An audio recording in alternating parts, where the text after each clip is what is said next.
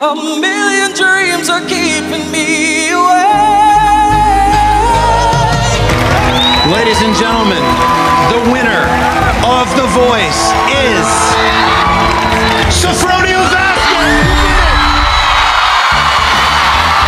Talagang pinatunayan ng Filipino singer na si Sofronio Vasquez kung gaano nga ba talaga kagaling ang mga Pilipino pagdating sa kantahan. Sa kakatapos nga lang po ng Grand Finals ng The Voice USA Season 26 ay siya nga po ang itinanghal na Grand Winner kung saan nga po ay hindi talaga niya napigilan na maiyak sa sobrang saya dahil nga po sa kanyang hindi inaasahan na pagkapanalo. At dahil nga po sa kanyang pagkapanalo ay siya nga po ang kauna-unahang Filipino at Asian na nanalo nga po sa nasabing patimpalak at isa talaga itong napakalaking karangalan para sa ating mga Pilipino dahil nga talagang namamayagpag tayo kahit sa ibang bansa man pagdating sa pagkanta. At sinasabi nga po nila na 90% kano po ng mga Pilipino ay magagaling kumanta at kaya nga daw po makipagsabayan sa lahat ng mga singer sa buong mundo at yan nga po ay napatunayan mismo ni Sofronio Vasquez. Hindi ko man ma-play yung mga kinanta niya sa The Voice para iwas nga po sa copyright pero panoorin at pakinggan po natin ang sample niya na kanta.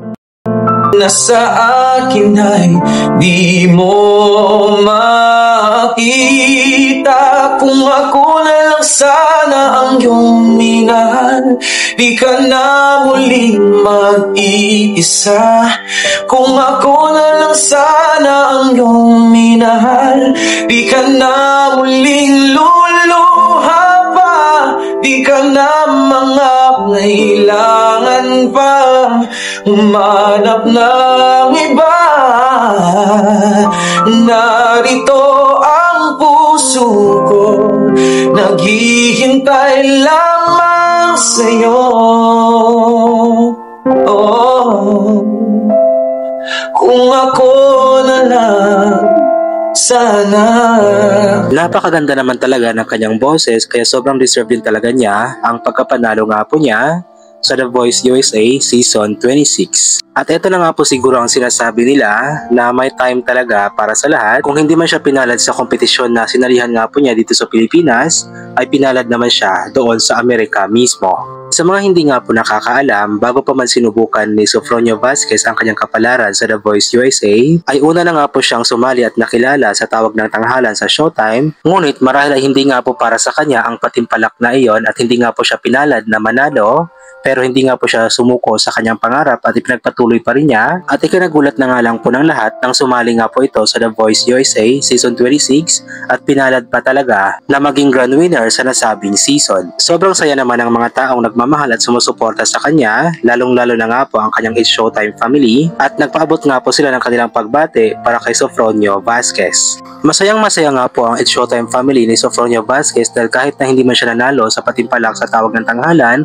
ay naging parte pa rin siya ng pamilya ng It's Showtime at isa nga po ang tawag ng tanghalan sa naghubog nga po ng talento ni Sofronio Vasquez kaya mas lalo nga po itong gumaling at nanalo nga po sa The Voice USA Season 26. Kaya congratulations talaga sa iyo Sofronio Vasquez, sobra talaga kaming humahanga sa iyo, talagang inilaban mo ang bandera ng Pilipinas. At hindi lang ng Pilipinas kundi ng buong Asia kasi nga ikaw ang pinakaunang Asian na nanalo nga po sa nasabing patimpalak at alam namin na napakalaking bagay nito para sa iyo at talagang natupad mo na ang pangarap mo sa buhay.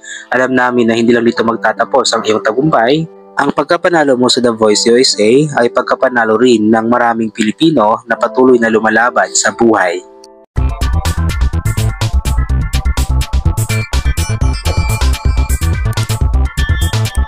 At sa ating pagpapatuloy ay magbabasa po tayo ng ilan sa mga komento ng mga taong nagmamahal at sumusuporta kay Sofronio Vasquez. Unahin po natin itong komento mula kay Andy Sainz.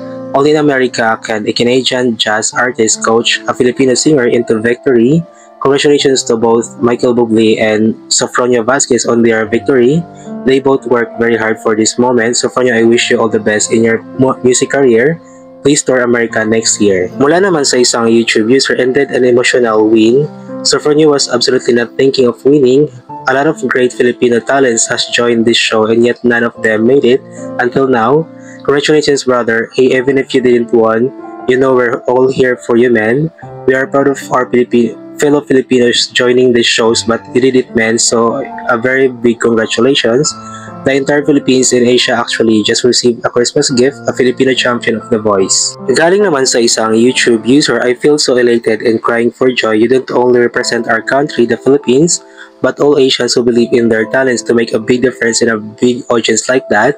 And then God hears all our prayers. Sofronio, thanks to Michael Bublé as well, a mild coach who has impacted so much of your performance in winning. I'm also a fan, in fact, I have all his CD tracks, so happy, congrats kabayan. Ayon naman sa Poetic Poems, congratulations Sofronio because you never gave up and used your gift beautifully.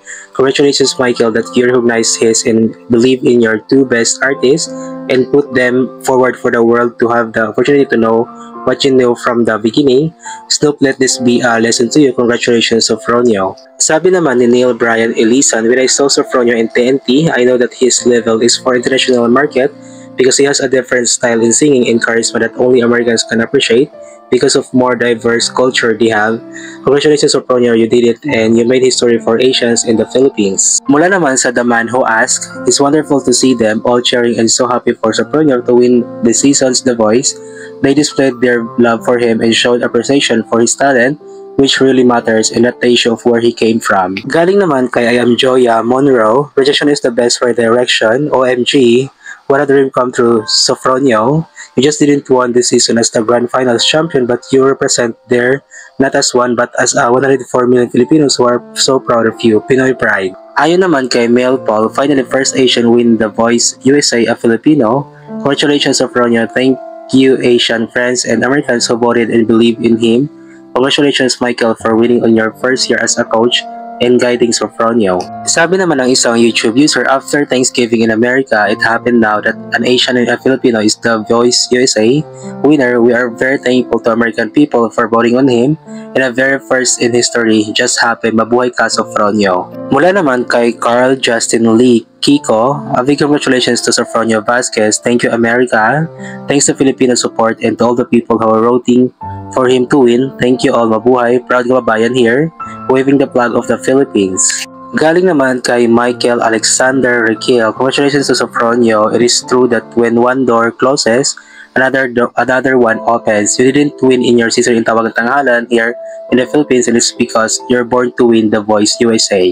Ayon naman kay Patrick Kisba, congratulations to you Sofronio. Thank you The Voice USA for giving opportunity to our Filipino brother to recognize his incredible talent of singing, and this may start a new career to be known all around the globe and becoming a Philippines pride. At sabi naman ni John Paul Piranco, I can't imagine every single day I'm waiting for his performance and how many times I'd play his performance. Every time I wake up, I'll check my phone if he already performed every week at 1 p.m. Even I need to sleep because I have work at 6 p.m. Sometimes I feel weird to myself because I learned those songs what he performed every week, but it's worth it.